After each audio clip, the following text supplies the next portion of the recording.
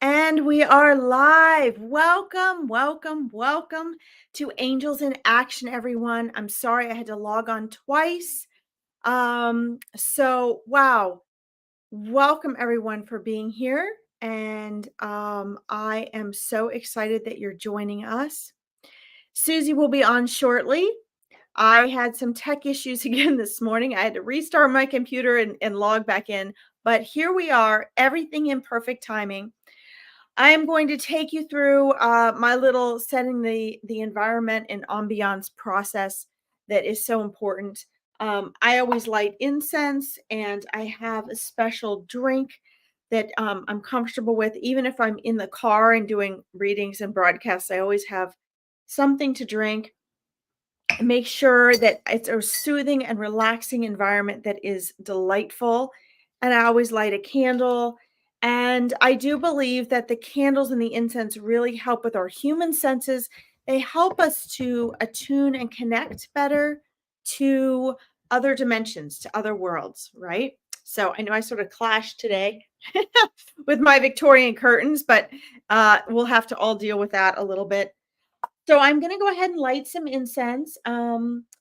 Also, I want to share a little bit today. I'm going to start us off with the Sacred Forest cards. Susie always does such a beautiful job with cards, and I've been dying to read some cards for you guys.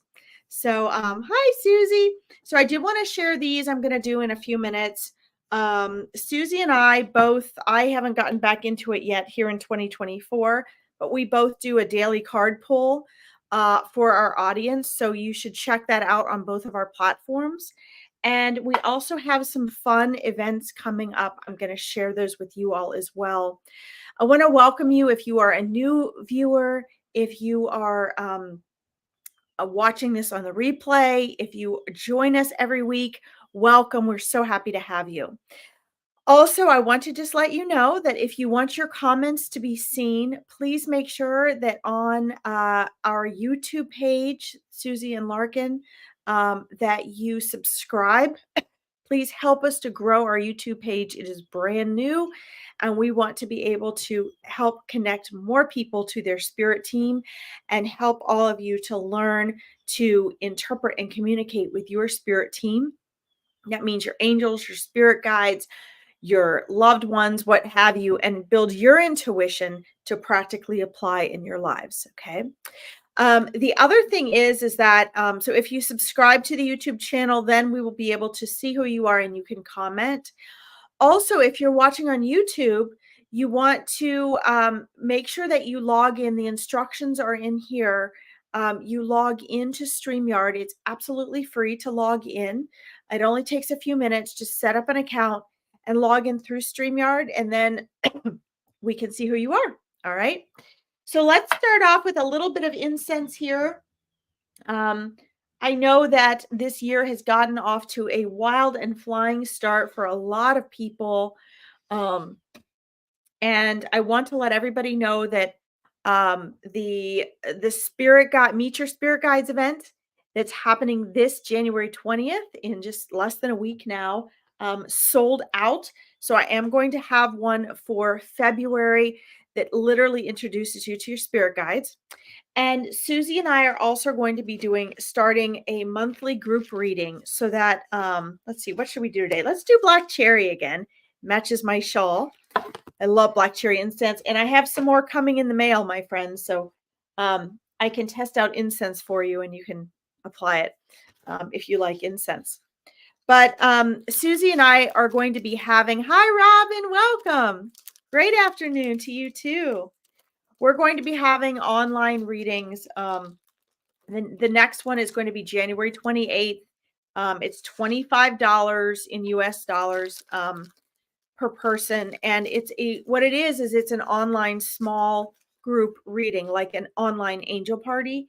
I know everybody gets on for free online readings, but in truth, that's not the same. If you're getting a free online reading, it really is not the same as if you're getting a private or a group reading. So Susie and I wanted to offer, something a little more intimate where you could get a little more in-depth reading for basically the price of a pizza. So we're doing that. So that is going to be the 28th of January. from 11 a.m. to 1 p.m. my time, which is 4 p.m. to 6 p.m. British Standard Time. It's lighter incense here. And then obviously the Spirit Guides event that will be open for registration later today. And don't forget to check out Susie's little angel boxes, their toolkits. Very powerful because it's important that you guys build your own, your own system for connecting with spirit and be able to strengthen your own abilities, which you all have, which means practice. Okay. So let me just light our candle and then I'm going to pull a Sacred Forest Oracle card for you all as we get started today. And Susie will be logging on shortly. These, by the way, Susie is, she's made her own angel cards and I'm going to be making spirit guide cards. I could make angel cards. She could make spirit guide cards. Maybe we'll do it both together, but this is just to make sure you guys have a variety of things that we know that spirit is sharing and saying with us as messages. So those will be coming out as well. You guys will have a lot of stuff coming from us this year. These are from Denise Linn, who is an author that I absolutely love. And she had, a lot of experiences as a child and maintaining and developing her spiritual gifts. And I know just from reading her work and her posts about her cards, she's the real deal. She really is connected. And so I try to choose cards from those whom I know are really connected and they're getting their messages for their cards from spirit so that when Susie and I are sharing these with you, we're choosing things that really have spirit messages on them. And then spirit just helps use us and the cards as a vehicle to connect to you is what happens. Okay. So just to get us started today, I'm going to go ahead and pull one of these for everyone. I'm sure Susie will do her cards when she gets on. But Denise Linn, definitely these are cards I recommend. The reason I love the Sacred Forest Oracle cards, my friends, thank you guys for your feedback, and again, for those of you who just popped on, it looks like this, but all her stuff is great. I mean, she is the real deal. She really connects. Some of you may like to hear this, some of you may not, but nature is spirit. And you are part of nature. And one of the things that religion has done is separate humans from nature. They have, said, oh, if you're into nature, nature is paganism and paganism is the devil. And that could not be farther from the truth. But I just want to remind you all from a historical perspective, this was a way of controlling the masses.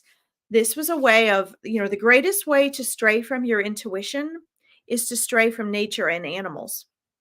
So if you're not spending time listening to nature, if you're not spending time, I'm a terrible shuffler, guys. I got my own way of shuffling. If you're not spending time in nature, if you're not sitting quietly in nature, if you don't have a pet and you're not interacting with animals and learning what they have to teach you, if you're not connecting with trees and plants and rocks, yes, crystals count, but just keep in mind that if it's a man-made societal thing and not a far from nature, then that's not spirit. Okay. Spirit works most strongly through nature.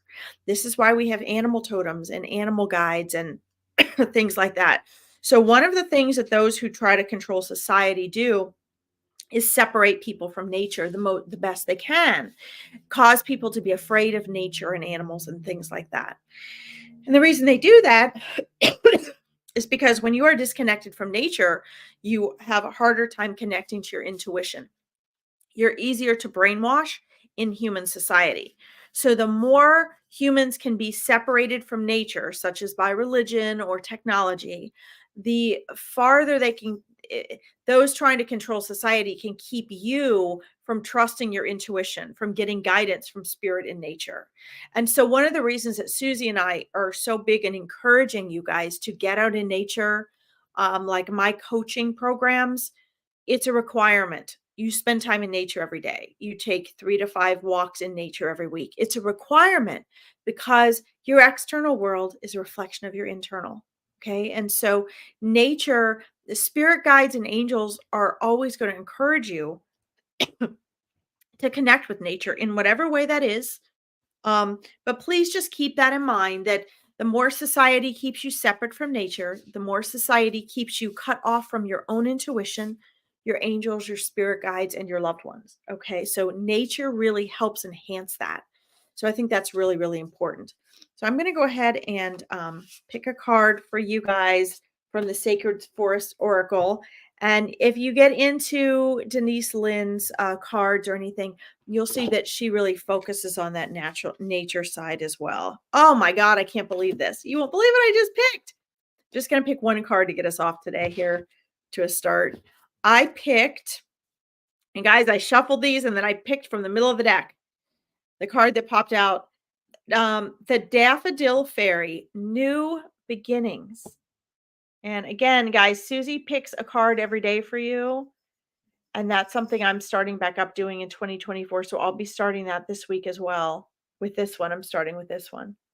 Daffodil Fairy, New Beginnings.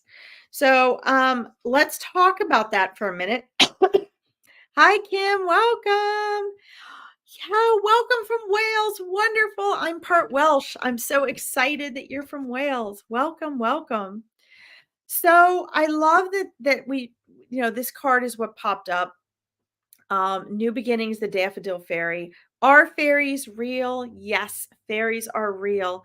And on my Larkin Animal Interpreter page, and I'm going to have an animal communication program this year, a mastermind, so people can learn to communicate with animals. Thank you, Kim. They are exquisite. I'm going to be talking a lot about fairies because each animal has a team of fairies. The fairies are basically grounded little angels.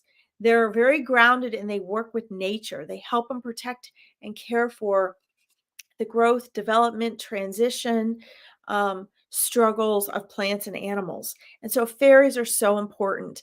And daffodils are something that pop up in springtime, right? So the daffodil fairy, yes, they really do exist. They really do exist. And Denise Lynn wrote this because she knows that. She deals with and communicates with fairies and nature entities. So on my animal communication page this year, as in the mastermind, as my clients are learning to communicate with animals, we're going to talk a lot about fairies because they are real. Excuse me. But I find that they're very challenging for a lot of people to see and actually connect with. Rafia, welcome. How are you? Welcome from Pakistan. Thank you for joining us. So these, I wonder if I can put this up so you guys can see this while I'm doing the card. Let's try this. I've never done it this way before. I'm going to be doing a lot of readings online this year, so I might as well try this. There we go. Look at that. Hi, Susie. Welcome. I am initiating my daily card reading as well by sharing these cards, Susie. And I shared about your cards and my spirit cards that are coming, spirit guide cards. But so we're talking about fairies. And the card that I pulled just to get it started today is the Daffodil Fairy and New Beginnings. And so, whether you guys recognize it or not, fairies, I connected with fairies. I knew they were there. But for all the things that I've seen and interacted with my whole life, Susie knows this. Fairies was one of the most difficult things for me. I had a terrible time. I mean, elves, trolls, unicorns, dragons, you name it. They were there. But when it came to fairies, I couldn't see them for the life of me. I could communicate with them, but I couldn't see them. And it wasn't until I turned 25 and I moved to Scotland for 4 years. My intuition was just like, oh my God, this is the place to see fairies. So what I did was I spent the 4 years there working and traveling and getting out in nature in Scotland, where one of the places where, I mean, Wales, Iceland, guys, Norway, Germany, all of the UK is like fairy heaven, literally fairy heaven. Hi, Joanne. Welcome, Joanne Lewis.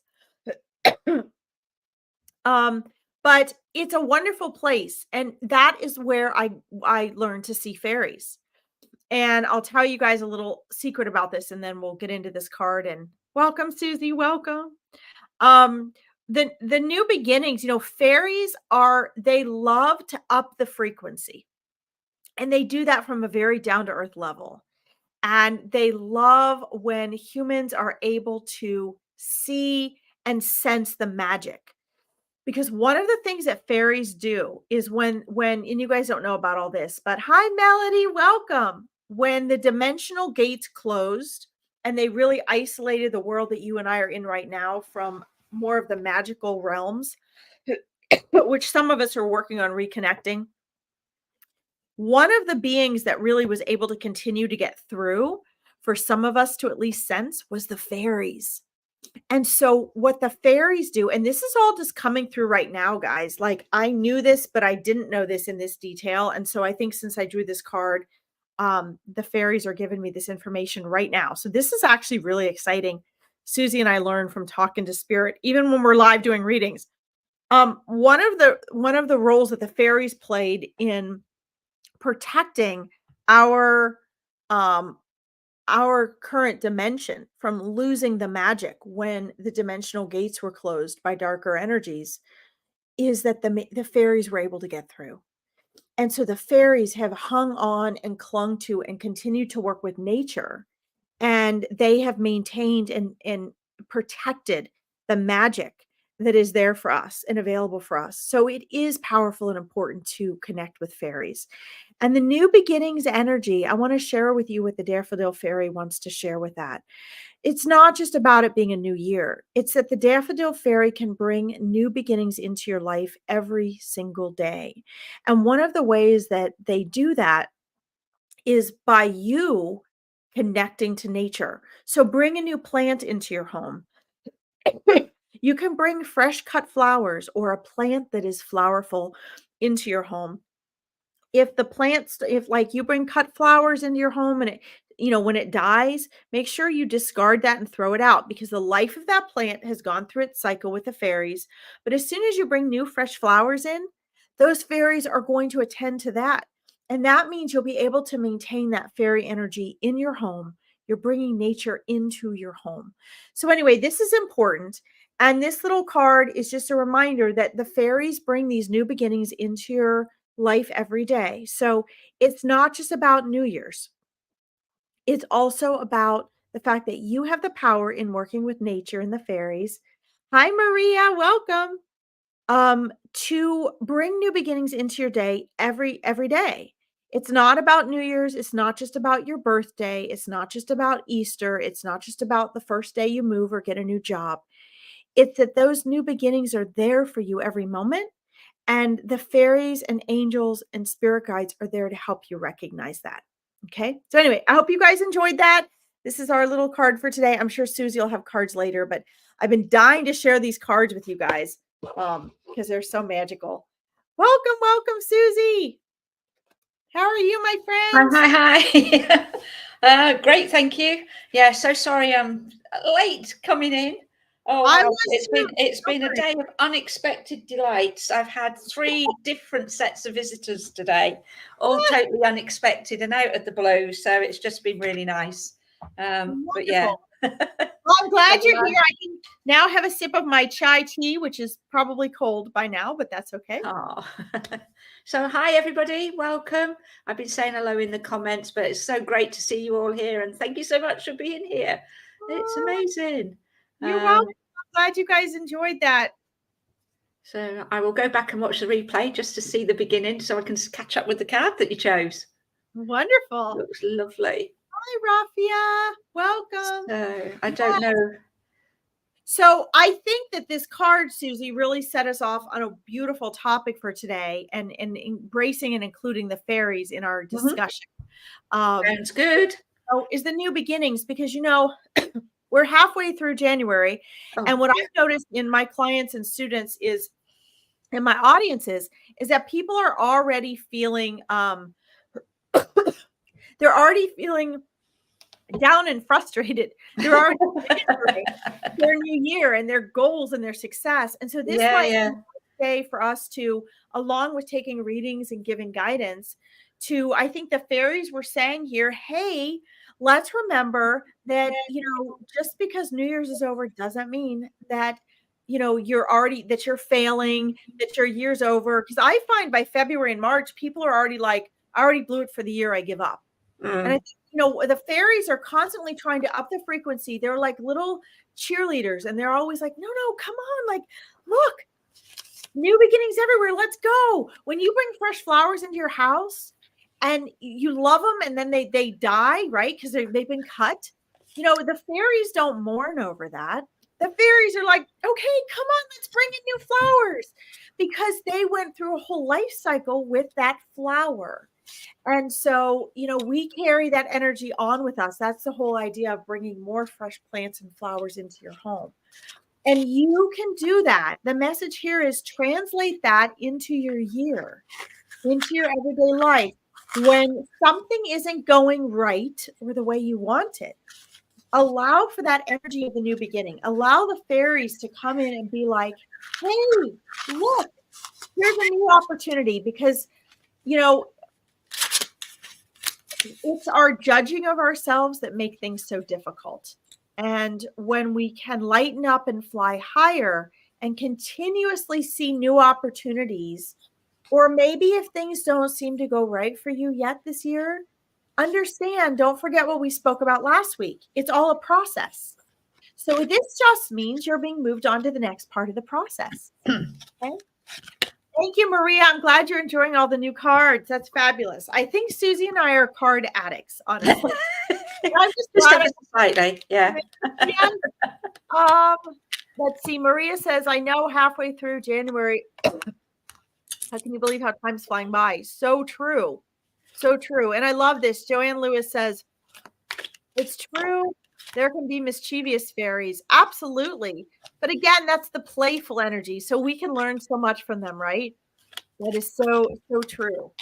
And that makes sense that they work with animals, right? Animals are playful and fun with those things too. When you guys see, it sounds so cliche, doesn't it, Susie? But when you see your animals playing with things or interacting with things, guys, the beings from those dimensional gates that our mind closes off, they see, and they won't play with them all the time because it's just a norm to them, right? Seeing fairies and spirits and loved ones and spirit guides and angels are normal to the animals. So, it's not that if they're not playing with them, they don't see them and they're not there. It's just, sometimes they play with them and they're in the mood and have an interaction, and sometimes they don't. Yeah, Susie's shuffling. She is. Yeah. Cards in the earlier on today, guys. We're on a card frenzy here. So that's wonderful. Yeah. The cards will be coming out later. Yeah. So do any of you have any of that going on this year where you can feel that your energy kind of dwindling from New Year's, and you feel yourself sort of like you were hanging from a harness, like kind of going like this, like, okay, well, what do I do now? Now that the momentum of New Year's is over. Do any of you guys have that coming on?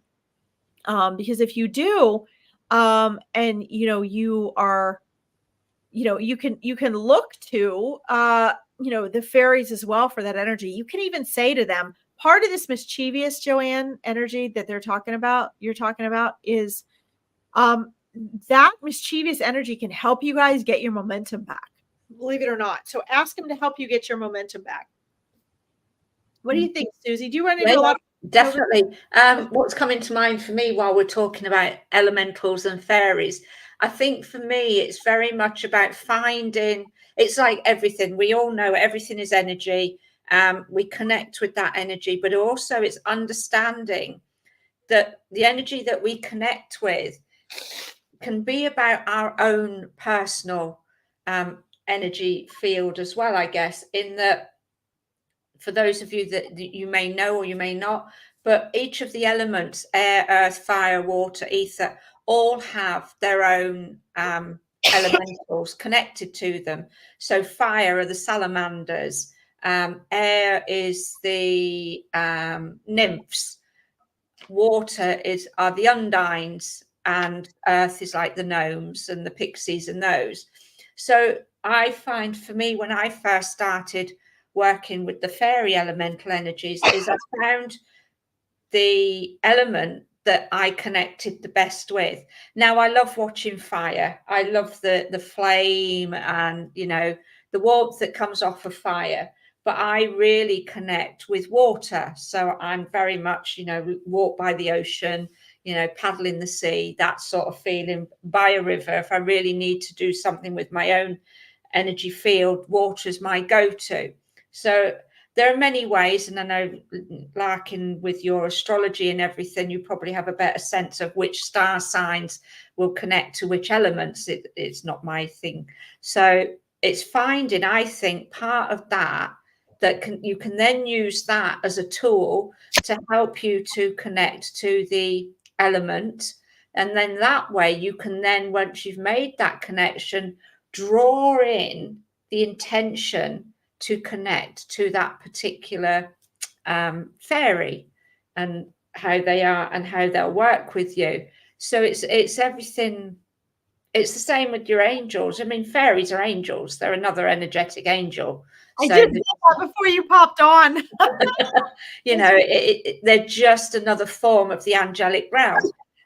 So yeah, so if you want to find a way to connect, that's one of the ways that you can do that. Find out which element you connect the most to. You know, I'm actually an air sign as well, and a water carrier. The Aquarius sign is the water carrier, but it's an air sign, but I connect to the water. So it's just, I feel, a way of just finding how you connect to these elements, and then find practices that can then take you into connecting with the fairies. Again, the other thing that's coming up around this is when you're making that connection, when you're wanting to be able to, let's say, for, you know, argument's sake, you want to see the angels, you're not and the fairies, you're not seeing with your physical eye, you're seeing with your third eye. And again, they can present themselves in many different ways. So for me, my first experience of connecting with the elementals was, I remember I'd probably done a meditation, and we're talking years ago now, but I'm being drawn back to this image and everything. And I was in my bedroom, so I'd obviously been sat on my bed doing my little meditation. And all of a sudden, I started to see sparkles and flashes of coloured lights. And that was my first experience of connecting to the fairy energy.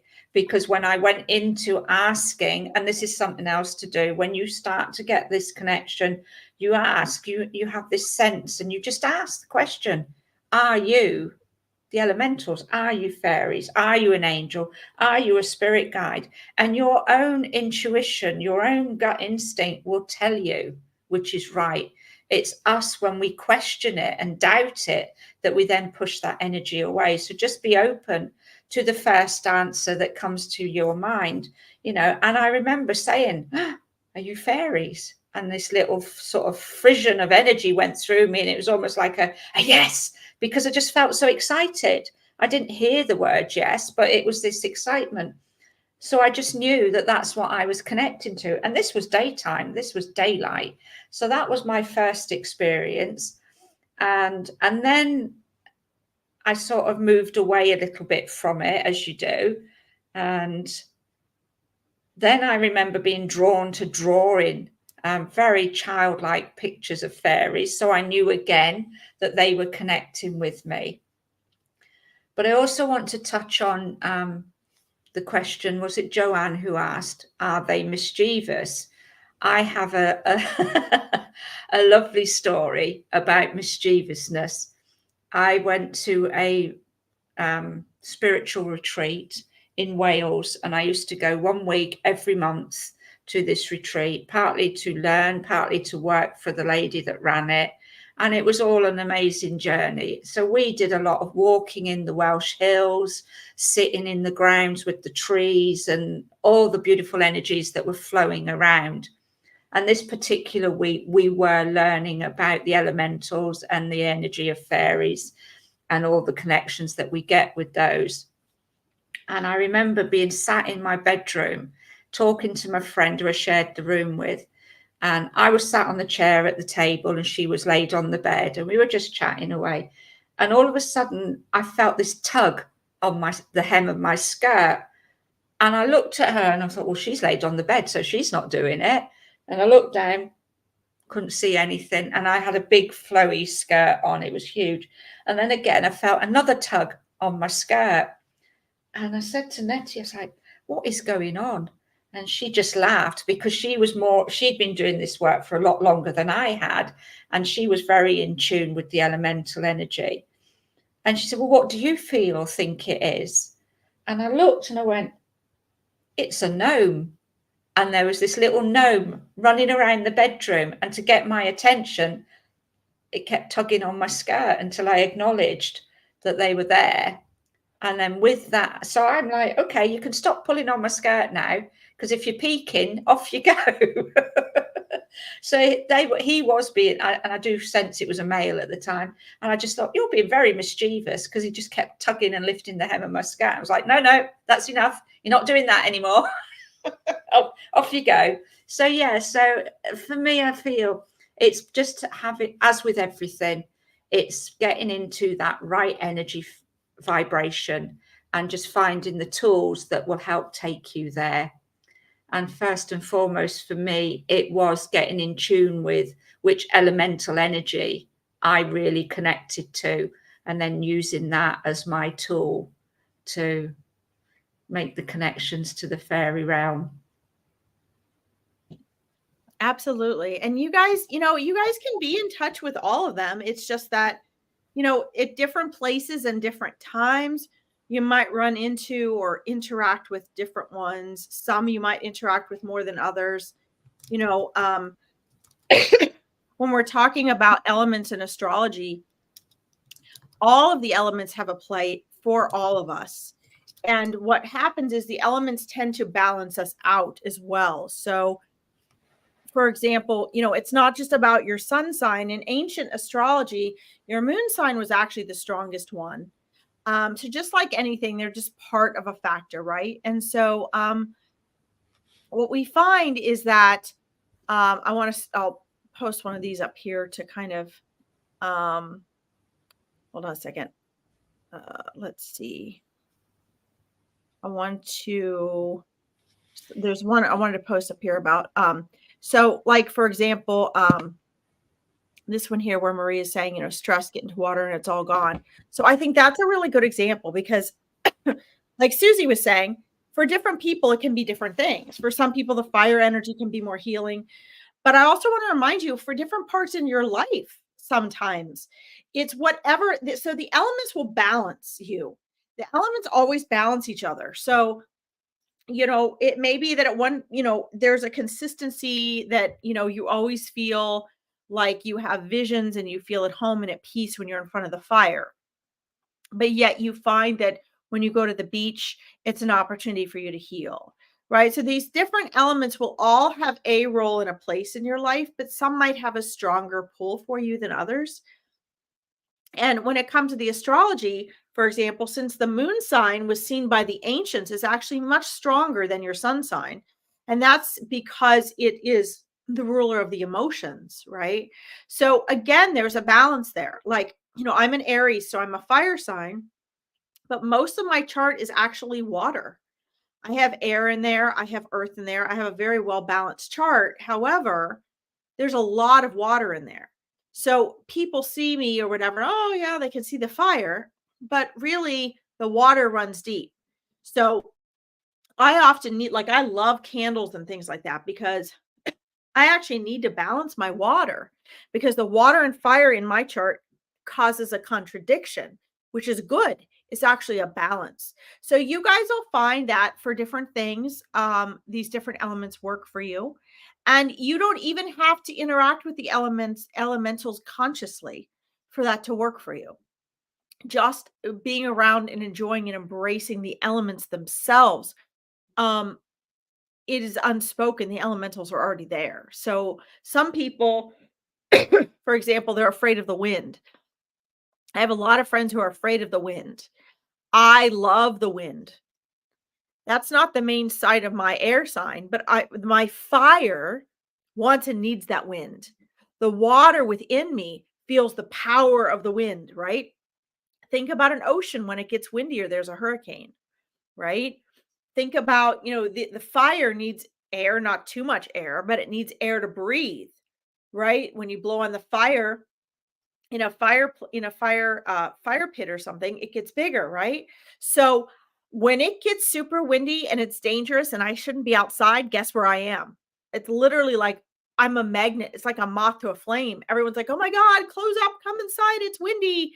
And the trees are bending in half. And I'm like, oh my God, I gotta get outside in the middle of the wind. So you guys can play with that. These are things you might not have paid attention to within yourself, but they're also things that you can use to your benefit. And whether you sense the elementals or not, they're there because they're part of what's making that feel the way you need it to feel, which I think is super cool. So let's see here. Like car driving by, maybe. Oh, like cars driving by. Oh, she's still talking about the window. Okay. Yes, because of the way my PC was, you could see through the kitchen door. I got light coming in too. Yeah, I've just moved it slightly. So I was thinking about wind. So when she said that, I was like, oh, wind. Hi, Donna Ray. Welcome. Maria says, I'm in Aquarius February 18th. Oh, your birthday's coming up. Welcome. Awesome. Yeah. So guys, it really is your whole chart. It is your whole chart. And you can really make use of that entire chart. I think a lot of the modern day astrology stuff really just focuses like on your sun sign and stuff. And it just does not stop there. Stephanie, welcome. My friend, the mini medium, is here. You're an air sign. Yes, Gemini. I love it. Element of water for healing. Fantastic. And welcome. Let's see. What is this? Started seeing colors. Is that? Oh, okay. Let's see. Yeah. So the seeing colors when your eyes are closed. Rafia says, I started seeing colors in light while my eyes were closed. I saw Buddha and Christ after initiations of a Reiki master level. That's awesome. So, that can be, no, you're not getting old. Never. That word's not even in my vocabulary. So there's several things that can happen when we close our eyes. First of all, we do see colors when we close our eyes anyway. So that is actually a natural thing. And if your adrenaline is up or your excitement or whatever, you'll actually see more colors usually, because the blood is flowing and your brain is literally seeing what your eyes are seeing through your eyelids, like in your eyelids. So we all see colors anyway. But then you can also see vision. So if you can determine the difference between that, Rafia, that's wonderful. It sounds like you had a beautiful initiation there. That's fantastic. So you're just going through this beautiful process of your eternal soul, right? Going through the beautiful stages of, the human body and all of its different phases, as our body gets older. So, that's a very positive way of looking at it for sure. Fantastic. So guys, welcome the elementals. And again, what's just coming to me right now, I want to share with you is that remember that this whole world and life experience is a whole big picture for you. And one of the things that Susie and I enjoy doing here is broadening your world, beyond the everyday humdrum, get up, get your coffee, go to work, go to bed, whatever, go through your down to earth, egoic human struggles. This is about so much more than that. My cat looks like it's going to have a hairball. Sorry. This is the second time this has happened on a broadcast this month. And of course I missed it. Okay. Sorry. Well, I don't know. I can All live and natural here, guys. You got the fairies didn't help me on that one, did they? Yeah. No, I went to put a towel under him and he turned around. Sorry, guys. I have I'm gonna throw this in here. This sounds like I'm being ADHD here, but one of the reasons I run late for stuff is I've got 4 horses, 5 cats, and 3 dogs, and a lizard. And I don't live real close to my horses. So, I do a lot of animal rescue. And right now here in the US, it was 5 degrees last night. So with the wind chill, it felt like it was below 0. And let me tell you, it was freezing. So that meant heating all the water buckets for the horses so they could drink for a short period of time, all sorts of things. So it just takes a long, I've got way too much on my plate. And you just got an example of it right there. I'm lucky I'm even awake right now. Maria said, gross. Yeah, well, you didn't have to pick it up. Let's see. Noah's Ark. Yes. That's right. Welcome. Right? Noah's Ark. You got that right. One of the things I wanted to share with you guys before we moved on to was, in case you guys want to be in touch with some of the elementals, the elves were super easy. They always popped right up for me, and we had communications, and we always have. But with the fairies, I must say I was honored to live in the UK because I started getting, I bought Ted Andrews' book. Don't remember the name of it. It's so packed away from moving, but it was something Living with the Fairies or something like that. But Ted Andrews is wonderful about fairies. And I had read his book dozens of times and I still couldn't see them. When I moved to the UK, it was really neat because, the air, the sky, the weather is different. And it's just such a home and heart of the fairies. And I felt that immediately. Like I felt them greet me when I got off the plane. It was nuts. As soon as I walked out of the airport, I was like, oh. But one of the things he suggests is, and this is true of elementals anyway, they love the edge. It's not that they love it. It's that because their dimensional gates got closed off from ours, it's easier to see them and connect and sense them on the edge of something. So the edge of a doorway, the edge of a puddle, the edge of night and day, so dusk and dawn, the edge of the field and the forest. And I took this to heart. Ted Andrews was talking about this. I took this to heart. And it's always raining in Scotland. So I would always sneak out of work, sneak out of my office. I'd run out to the parking lot and I'd stare for God knows how long at these puddles, right? And that's where I first saw the fairies. And they were literally like jumping up and down, like, we're here. Don't you see us? We're right here. But it was true. It was on the edge of the gravel and the water. And another thing I want to throw out for you guys that really helps is if you soften your gaze. So even though your third eye has a big part of this, you can literally see them, but you have to kind of soften your gaze, soften your focus. And that sends a signal to your brain that says, don't try so hard. And then it will be easier to, there's so many ways to get proof, but to get your proof there. Susie, I want to turn this over to you, but I have to look at this. Kim Bass says, oh, bless him. I have 6 cats, 4 dogs, 1 bearded dragon, 5 rabbits, 3 terrapins. Wow, bless your heart. I wanted a bearded dragon, and I started out with a leopard gecko. I thought I was doing well in the days when I had 5 cats and 2 dogs. Well, my husband and I had 7 or 8 dogs and 10 cats when we first got together. And it was insane because we were in a teeny tiny little place. But, it works wonders if you go the route of animal communication and allow yourself to do that. It's so wonderful because it makes your life easier. And they do become, it's so much easier for humans, I think, to integrate them in as family and to know what they need. And if you've got that many animals, it makes life a lot easier. But thank you for sharing that, Kim. That's just wonderful. I know, it's amazing. Yeah. But they bring such joy, and in their own way that, you know, for me, animals are very much about helping us to connect to the elemental world anyway. You know, they're so grounded and in their own energy, aren't they? And They are. it's just.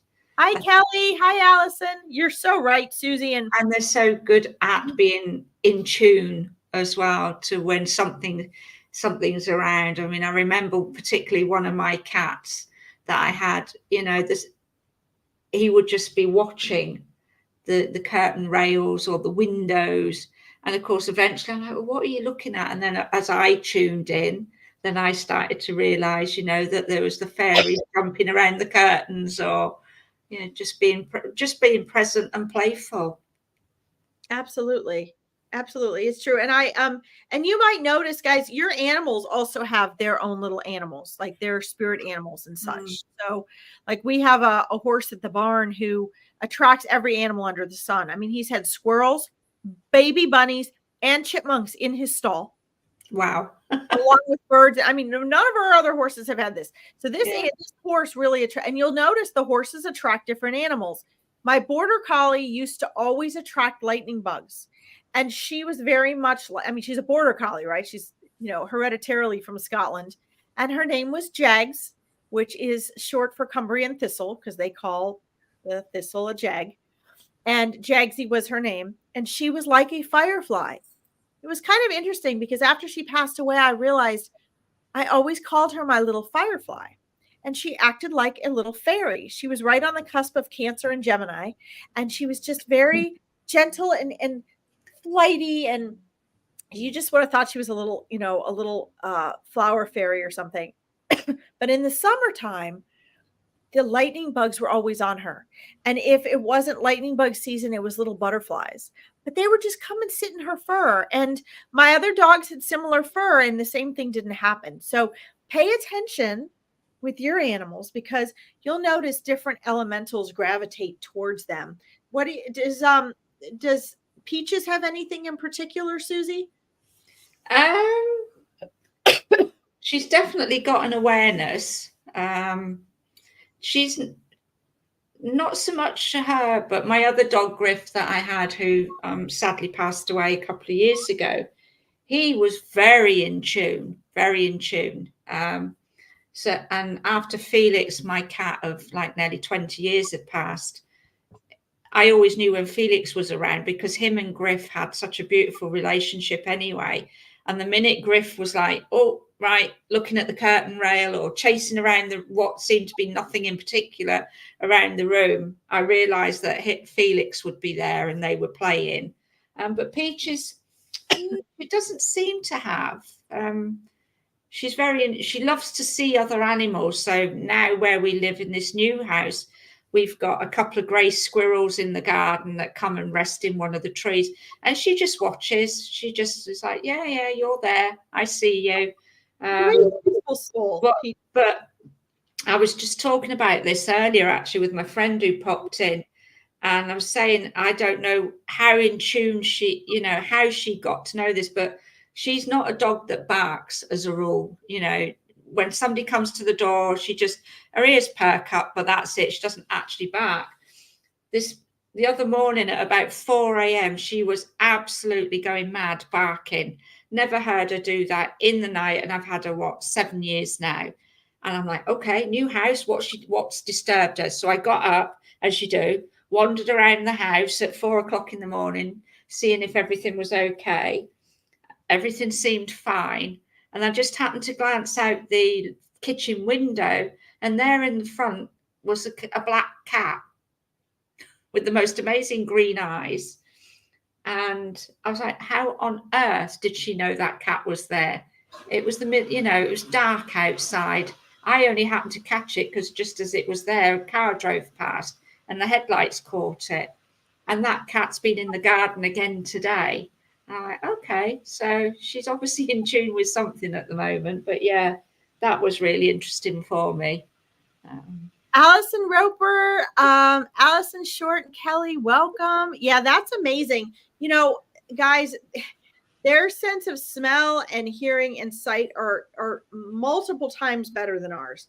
Yeah. I mean, just even underwater, the dog's sense of smell, just the average dog, is more than 10 times better than ours. So, you know, they have so many amazing senses that, you know, often, you know, humans are just like, oh, be careful, or, you know, cut it out or stop it, or you're being bad, when they're really trying to tell you something. And, you know, and so this is very important, because as we develop our relationship with animals, we also develop our sensitivities and our intuition to connect with spirit. So, hi, Tia, welcome. Great to see you. Let's see. Somebody up here said Allison's got 5 dogs. Wonderful. I love it. Most of my animals are rescues. Yeah. And you know what, guys? I actually they are blessings. I consider them all rescues. I mean, you know, when I got my border collie, I did get my border collie from a breeder, and I am perfectly okay with that. These were dogs that were, you know, there were only a couple of them left. And the truth is a lot of dogs that people buy from breeders end up being rescues anyway. So I got her for probably a quarter of the price, because he wanted to get rid of the rest of the litter. So honestly, she probably would have ended up being a rescue. So, you know, they're all blessings, and they're all so grateful. Yeah. Yeah. We can But learn. also as well, you know, if it's something that I think for me, if you're wondering about whether your energy field, if you like, is in balance, or you're making that connection. One of the things that I find, particularly, she doesn't do it so much now, but particularly when I first started and I was meditating, or I was connecting on a Zoom call or something like that, where there was like meditational work or spiritual practices taking place, she will always come and sit herself front and center on my lap. She does, and I'm sure you remember this from the times when we did the mastermind classes, Larkin. She was always present. I mean, I think now, because she's got so used to Larkin and I working together now, she doesn't do it that much. But certainly when I'm doing other things that are new, I was on a Zoom call the other day doing some healing practice with somebody. I was on a mentoring session, and she was there front and center. I was like, I want this. So they love it, don't they? Connecting with the energy, and just being aware that when they're doing that it almost feels to me like they can be a conduit for the energy that's flowing, you know, back and forth between you and the other person that's around you as well. So yeah, just embrace them, just bring them into that the practices that you do. You know, I had a friend years ago who would never allow her animals in her therapy room or meditational space, and I sort of understood that, because obviously some people are allergic to animals as well.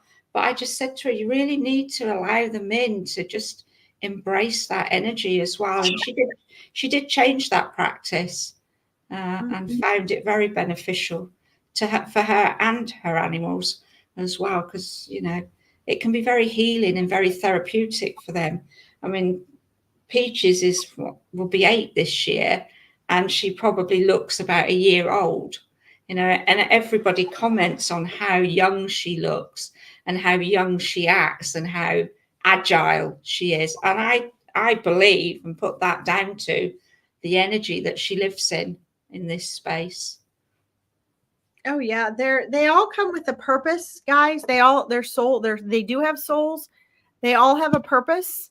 Oh, sorry, did you? Oh, that's okay. I wanted to share this one first. Where it is. Oh, there we go.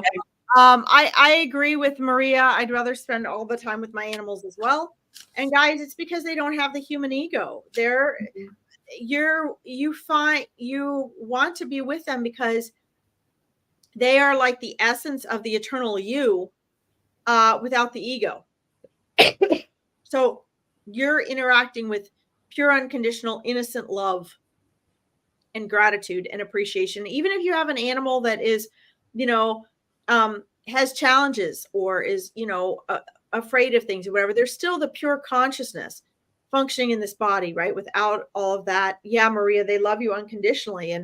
And you know, I mean, oftentimes I feel like they don't, you know, we don't deserve them because we've got this ego part, and really they're our teachers. They teach us so much. And, you know, I think that if we can, again, it all goes back to what the angels and spirit guides are always trying to encourage us, which is slow down, stop believing your thoughts, be aware of your thoughts, and learn to be present. And your non-human animal friends are present. They're always present. And so often we get annoyed with them, or we tell them to stop barking or get off our bed or whatever it is. You know, we don't give them what they need physically or mentally and emotionally, and we think they cause us problems. But really, they're trying to tell us something. If it was a human being, they'd say, hey, look, cut it out. Like, I need this. I'm not getting this. I don't feel good, or I don't like this, and you're not listening to me. They can't do that because they don't speak our human language. So they find other ways to tell us, but they're still trying to communicate. And they pick up a lot more on us than we do for them. They require so little of us, and they love us unconditionally. Yes, that's something to definitely, so much that we can learn from, right?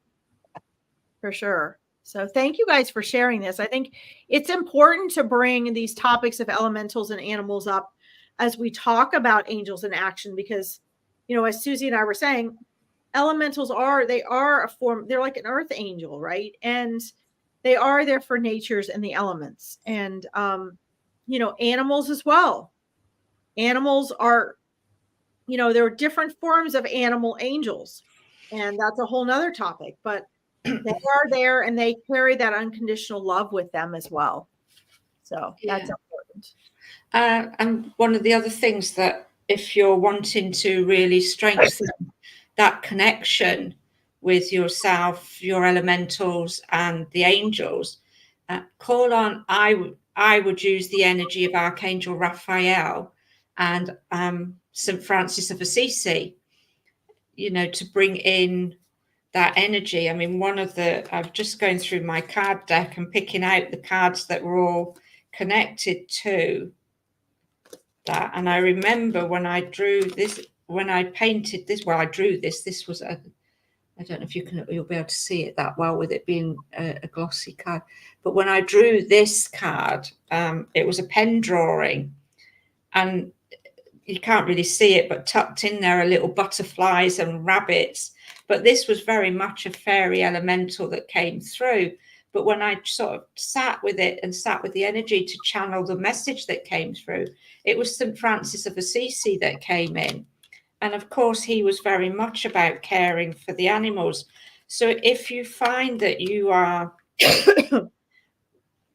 not finding it easy to connect, then just call in these beautiful beings, you know, work with them, work with the energy of them to help you. So Raphael and St. Francis of Assisi, just call upon them and ask them to come and help you to strengthen that connection. You know, work with green crystals, because Raphael is very much known to be connected to the color green. I see St. Francis of Assisi connected to the earth, so it's all very, you know, it's all your greens and your flower colors, and just make things colorful and joyful as well when you're doing these practices. I think sometimes we get to a point where we think we've got to sit in quiet contemplation or meditation and just be really still, but that's not always the case. You know, animals move around, they love the energy of movement, they love the energy of playfulness. So just incorporate that, for me, is showing us the way, you know, when we're connecting, wanting to connect with our elementals, is to use that energy of play and joyfulness and fun. So there's lots of ways that you can incorporate all these little tools, if you like, to help you make that connection. I mean, this was another elemental card that came to me again. The word that came through with this one was playtime. Yes. And there's sort of little fairies there on it. I'll try. I maybe use some of these cards and do a little YouTube separate video so we can see better pictures of them. But this was another one. This was a digital art representation, and fairy, you know. So there's lots of ways that I feel you can find to connect But as I look at these, a lot of them are very much all about the greens and the yellows and, you know, having fun and being playful. So I wanted to just, I popped Allison's comment up here for a minute, and it goes with a couple other comments down here. You know, Allison talking about her 8-month-old puppy and, you know, going to the chair where her mom used to sit and, you know, being friendly and interacting and, you know, basically, and I agree with this, seeing and sensing your mom there. And, you know, they do that and they're drawn to that joy and to that love. And it's interesting because, you know, along with Allison's comment, hi, Anne, welcome. Yes, we'll talk to your dad in just a moment. I love this too. Just, you know, they do require so little of us. And I just want to share this. You know, Maria says, I worry when I'm around people that don't like animals. And I think with good reason. So you try to stay clear of them. So here's the thing with that, guys. And this is just my opinion and observation from doing this stuff my whole life. I have found that, you know, you have a very good point there. I would say that you don't need to worry. I would, you know, if you can remove the worry part of it, because then that sets in a vibration of attracting more of that because you're focused on it. I would just, you know, do more of an, you know, an acceptance of, okay, there are people that connect with animals and there's people that don't. Look at it objectively as the more conscious we are, the more connected we are, the more we love and appreciate and at least are kind. There may be people that aren't big animal people, but they're at least kind and compassionate to the animals, right? If you're non-animal people are at a different conscious level as a human being, a different egoic place. Maybe they didn't grow up with a lot of animals. Maybe they grew up with parents that didn't like animals or whatever. But the point is if we have that innate connection to animals, there is a different level of consciousness there because we're able to interact kindly and equally with that non-egoic energy. And so we have that ability. That means to attune more to that. We're more aware, even if it's the 95% of our mind we're unaware of, to attune to just the consciousness that we all are, the consciousness that is the oneness with us and non-human animals, because we are animals. I'm sorry. A lot of religious people like to say we're not animals. We are. You're either a plant or an animal. That's it. So we are these non-human animals have the blessing of not having to deal with our ego, but we also have the responsibility then to use our intellect to, you know, be able to do things that maybe they can't do in this world, right? So just keep that in mind. Steering clear of them is a good idea. Let's say if it has to do with close relationships or friendships, because you'll be out of sync. But if you have the opportunity sometimes to share things, a lot of times it's the opportunity not only to help that animal, but to maybe add awareness. Sometimes people just aren't aware, right? So for example, you know, I've had clients who were, you know, angry at their dog because they wouldn't sit. They wouldn't sit. So they go, sit, sit, sit, sit, sit, sit, sit, sit, sit. My dog won't do it. Well, guess what? Your dog counts the amount of times you say sit. So if you say sit 30 times in a scolding voice, the dog's already going to have a misbehavior because they feel like they're in trouble because they hear your tone of voice. But if they have sat it 30 times and you've said it 30 times, or you push their butt down after 30 times, they're going to count to 30 before they sit. So you have to say their name, sit, and give them a chance. Then you may have to the next time tap their little bum or lift them up a little by the chin or the collar and help them figure out what it is. Because believe it or not, if you think they're disobeying or whatever, they always have a reason. And most of the time, it's our human inability to communicate in the way that the dog understands. So my point here, Maria, is what you can do is you can also kind of take that around and turn it into a positive as well. This won't work with everyone. But if, for example, you know you have a friend or someone you know that just maybe doesn't know, you can drop little hints or guidance in a positive way. Like you might say, oh, look, your dog actually is wanting to do this. Try just saying it once, or try telling them good dog afterwards and see what happens. You may have to make it a habit. When you can guide people that way, a lot of times it's just ignorance. They just don't know. So anyway, I hope that that's helpful. Sorry, Susie, I think you were going to. That's okay. No, it's fine. One of the other things that I'd like to just add to that is also just have an awareness that there may have been something within that person's life previously that has created a fear for them. I remember as a child, my mum was absolutely adamant that we were never going to have a dog because she didn't like dogs. And we were never going to have a cat because she was allergic to cats. My grandmother on my father's side always had dogs. She had poodles and she had a cat, you know. So obviously journeying to my grandmother's house was always an interesting time. But her reasoning, as it turned out, as I grew older and then started to question why, because obviously as children, it's like, please, please, please, can we have? No, I don't like animals, not having an animal sort of attitude from my mum. And it wasn't really until we were in our teens that we discovered the reason my mum didn't like animals was because she'd been bitten by a German Shepherd as a child and she'd been badly scratched by a cat. So both of these had, and she was a young child when these happened. So both of these instilled a fear base in her. So obviously over time, we sort of were able to nurture her around. And eventually my dad was allowed to bring a puppy home and we had a dog. And to this day, my mum's she's still not keen, but she's adjusted to having animals around now. So it's also looking at other reasons why there may be a particular trauma, if you like, that this person's had, why they don't like animals, and just being aware of that. And maybe even helping provide the opportunity for them to, you know, we have to reassociate when we overcome those fears. Yeah.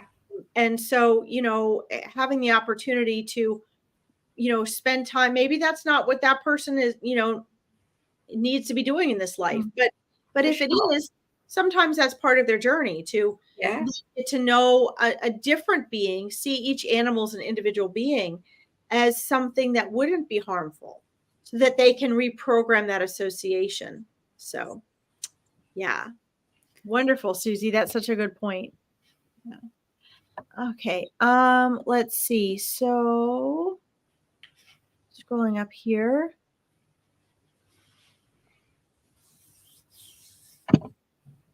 Let's see, we have Anne wanting to connect to her dad today.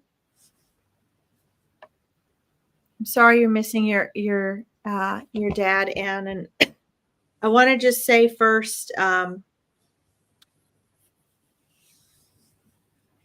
don't believe that I'm the best person at missing. I must say my pain runs deep when I miss anyone or anything.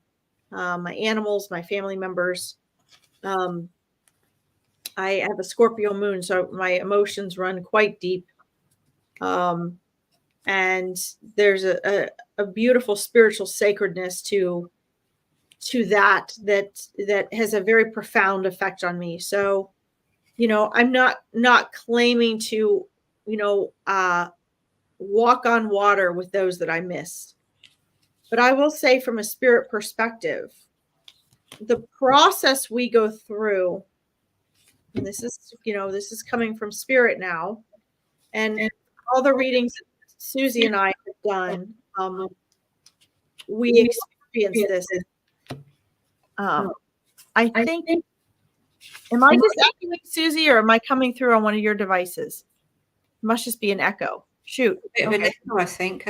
You sound all right to me. Okay, well, let's hope I don't echo too much.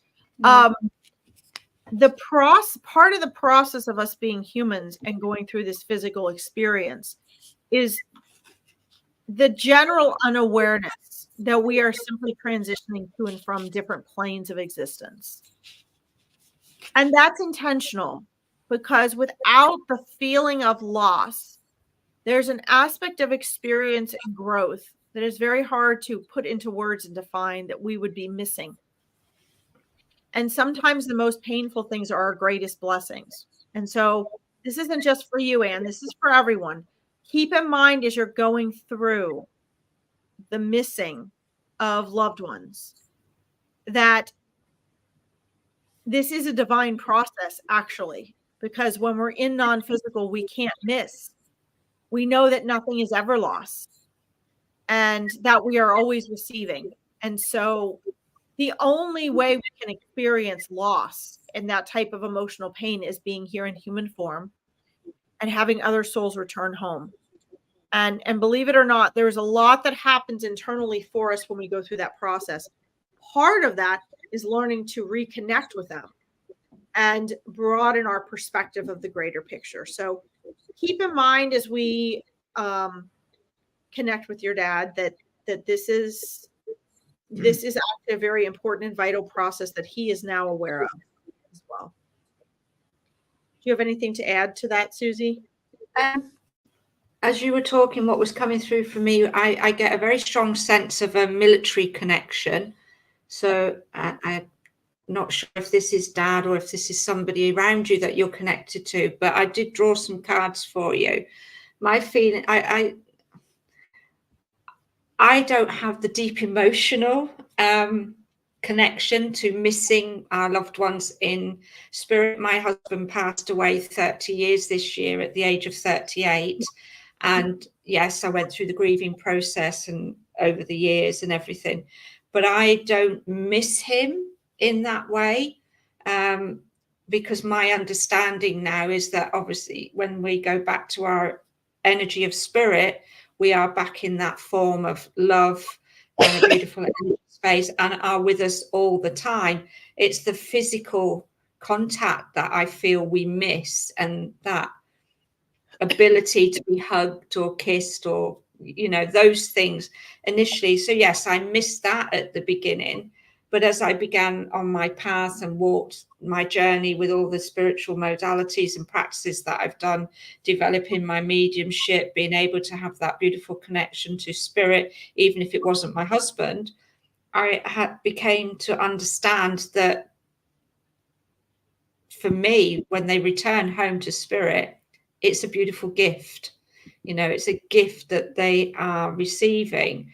I know of somebody who won't attend funerals because he doesn't believe that they've gone or passed. And it's not that he doesn't want to offer his condolences, but he said there's nothing to offer condolences for, because the spirit person has returned home, and therefore they are well, happy, and full of love for us as we are here in the physical plane. So for me, I just feel if you can come to that awareness and that understanding, again, I think this reflects what you were just saying, Larkin, that they are with us all the time, that they are always around us, that they watch over us, then you can change that sense of that deep emotional pain that you feel with missing them to actually being something of comfort, even joy, at time. So for me, when I know that Bob is connecting with me, it's usually through a record playing on the radio, and I instantly know that he's come around.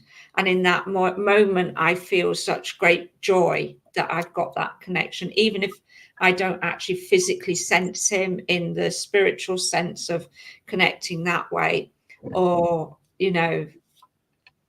being able to physically hold or touch him. Just knowing that he's presented himself by sending me this little message is enough for me.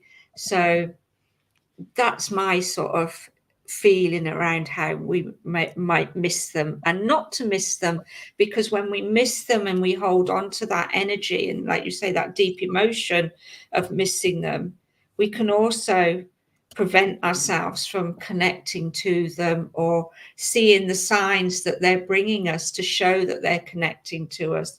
I remember a while ago, I used to have a lovely lady came to me every 3 or 4 months for a reading, wanting to connect to her mum.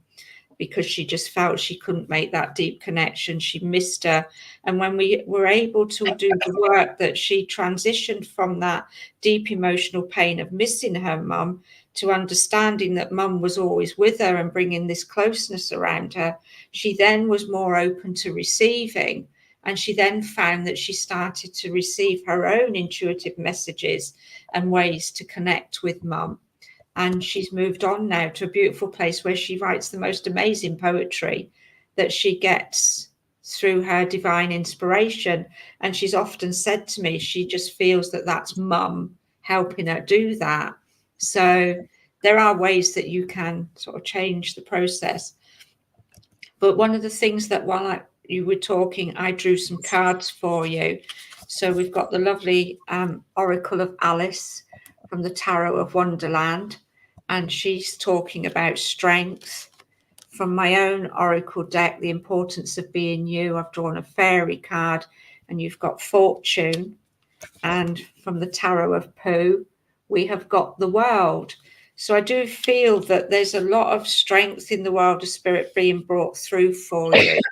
They're bringing in this energy of, I feel you needing to find the strength within you to overcome this missing feeling that you're holding on to, because the sense that I'm getting is that Dad is always around you. He is making his way of trying to connect with you, because I just feel I'm seeing like music, hearing music, and I feel that's why I was just sharing about how that's the way that I know my husband is around me, is through this music. So on the strength card, it's saying about inner strength, bravery, compassion, and focus. You feel that this is about you needing to bring into focus more of your own compassion for yourself as well. With the fortune card from the fairies, I'm very much drawn to feeling that there is things going on around for you at the moment that you may not be seeing yet, but the subtle changes are coming where your fortunes, if you like, for want of a better phrase, are going to change. But it's about also changing your own perceptions, change it, because with the world card, it's about just attaining, celebrating life, completion, wholeness. So, and on it says, and as that is really the end of the story, and I am very tired after that last sentence, I think I shall stop there. And for me, what that message is saying, this part of your life where you feel this missing Dad so much, it's time to end that story, because it's a story you're telling yourself. It's a story that you're repeating over and over again, where it's come to the point now that it's become it's entrenched in your energy field. And a lot of what Larkin and I teach is very much about changing our perceptions, the way that we think and feel, so that we can then move into a different vibrational energy. So I do feel that it's time to bring this sense of missing Dad to a completion, to really starting to shift how you think and feel about this, to allow yourself to open up to the vibration that can be yours, that you can then work with your own intuition. You can then start to see, sense and feel the messages that Dad is bringing through for you. And as I finish here, what I'm being shown is I'm being handed a medal. So there may be something around a medal that your dad may have had or earned, but also for me, a medal is very symbolic of, you're being celebrated for the achievements that you have made as well. So I feel that there's something that you've perhaps done recently or are coming close to completing, whereby there will be a celebration, and the medal is this metaphor for you celebrating that completion. Absolutely. Thank you so much. Yeah, I feel like I'm getting all the same things that Susie does. Usually, I mean, we're talking to spirit, so it comes out differently. But the other thing too is that and it's the direction and the focus once a loved one moves on is what you need to do for you to heal and move on and be the next best version of yourself. And so losing a loved one is always getting out of our comfort zone. And one of the opportunities that comes with his passing and overcoming this is it's not so much the overcoming of missing him, it's transforming how and what you do with that. And so, like what he's sharing, for example, is you're stronger than you know. You don't give yourself enough credit for things. Your attention is, a lot of it is, I don't want to use the term wasted, but he doesn't want attention that you could be giving to living vibrantly and enjoying life. And there are, a lot of things that you want and could be doing and enjoying and becoming. He doesn't want any of that time and energy, on mourning, or, I know there's things that you'd still like to ask him, things you'd still like to talk to him about, things you would have still liked to have done with him. Those are things that he knows they're in your head, in your mind, but it doesn't actually mean they've been lost and missed, because as Susie said, he is there with you all of the time.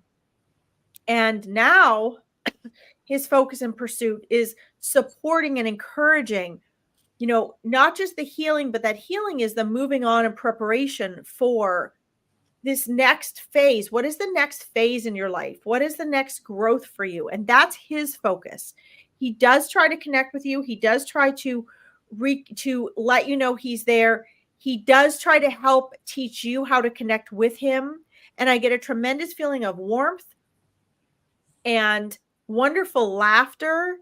And he wants you to move forward with those projects. He wants you to know that in the new things that you embark upon, in this new platform of life for you, he's there. He's in those things because you are a part of him. He's in you. I mean, physically, you are a part of him. Mentally and emotionally, you're a part of him because you're his daughter. So as you move forward with these things, there are aspects of him that he's showing me, which I think is beautiful right now, that are going to come out that will be healing and reassuring for you. But you have to, it's up to you right now to kind of walk across that cold, wet creek and get to that other side. Okay. And you can do that. So a couple suggestions that might help you connect with him is, I'm seeing you sitting quietly with a candle, having a peaceful, quiet conversation where you'll be able to feel his presence. Different spirits show me different ways in which and where they try to connect. He shows me when you're really in the stillness, that's when he's trying to really connect with you. And just know when you're feeling super emotional, it's that electromagnetic vibrational energy in your frequency, okay, that you're feeling. And I hope that helps. As I tell everyone, because Spirit tells me every time, write to him, journal to him, so you can start validating for yourself that it's truly him connecting with you. The writing will help you to do that. You'll be able to see what's coming through on paper. Okay. It doesn't mean every time you talk to him, you don't have to, but that was just what was coming through for me as well, to write things down, write him a letter. And then one of the ways that you can do that is write the letter to him and then sit with pen and paper and write the response from the letter that you've written, and just bring that energy through as well. So, and for me, I would just do it as like Susie suggested a letter that works. For everyone, it's a little different. So you can pick your way. For me, I would just journal it. Like for me, I would write things, and then sometimes I'd have to wait a day or two, but then a lot of times it would come back to me when I wasn't writing. And then it got to the point where I could write and they'd answer me while I was journaling. So do what works best for you. If letter form works best, if putting it under your pillow at night works best, if writing it just on a piece of paper works best, if journaling works best, play with it. But what works best is just going to have to do with your own mind. I'm just going to pop this one up, Larkin, from Maria. My response to this is, I'm going to send you so much love, so much energy for healing, and that this comes to a positive completion for you. But reading for missing people is not something that I do from my energy field. That's not a connection that I make. I don't know if that's something, Larkin, you can do, but certainly from my perspective, what I can do is send you lots of love, lots of healing, and ask the angels and the universe, the guides, our divine and loved ones, to help bring this to a positive outcome for you. Yeah. So we do on this broadcast, and this was the one I was going to bring up too, Susie. We do readings each time. We try not to spend the whole time doing readings because a lot of times people just get on, they just want to run off with a reading and they don't learn anything that can help them apply it. But we do readings on here, yes. I am with Susie on what she just said, partly because I believe that there is a tremendous liability on many levels that has to do with missing persons, on a legal level, on a mental and emotional level. And so it is not that we're not trusting what we're getting. It's just that there's a lot of people as well that, like they'll say they won't do pregnancy readings or they won't do health readings. I always have a notion that I put ahead of, when I do a reading for people's health or whatever, I always pre-note it with, please make sure that you don't ignore what your medical practitioner is saying over that, perhaps, because readings there's always room for interpretation, and they're done from outside of time and space. So as valid as they may be, since we're always looking for validation, the type of reading you're asking for is exceedingly difficult to give a validation for. And so, I've seen many situations in the past where that did not go well. So I apologize, but I'm going to, I'm with Susie on this one, is that, I'm going to send out love and prayers, and, Okay. for her safe return and well-being, and for things to work out for the best. Yeah, I mean, this is really the only type of reading that I'm very leery and cautious about doing, for many reasons. Absolutely. And I think as well, it's the type of reading that actually needs more time and space to connect with than what we can do here on this channel. And certainly, I feel for me, if I was to do a reading around this, it would be more around the support that's needed to come through, rather than actually, specifying where this beautiful child may well be. I can give you the name of a medium that I know that does specialize in this work. So if you want to message me afterwards, Maria, I will drop you that person's name. But again, I don't know I know it's a work she specializes in, but I don't know what her results are, is what I will be honest and say there. But I can certainly share her name with you if you want to message me. And, for all of you guys, keep in mind that, again, and I'm throwing this out there. This isn't just for us. This is for everywhere. When you're getting a free online reading, understand it is a free online reading. So we try to get as many people as we can, at least the immediate answers that will bring them peace and comfort and guidance as to what they need to do. It is not the same as an online group reading or as a private reading. This is not me just trying to sell you something, although this is how Susie and I make our living. This is literally, this is the truth. It is not the same because our focus is different. We're asking spirit for something to make sure that as many people as possible get what they need at that time. I think it's sort of like anything. When you get, money is an energy exchange, and the time and energy that people are giving, there is an exchange there. So we'll always be different when you get on for online readings. And again, this is something that would probably need to be more private, I believe, in my perspective. Sure, anyway. Definitely. So I will have to get off shortly because it's 7 degrees. Yeah, and I'm in the same position too. Yeah. But I want to let everyone know that on the 28th of January, there's going to be a group online reading. And, if you want to, join us for that, you can register at larkinsreadings.com. And I'll try to post that here.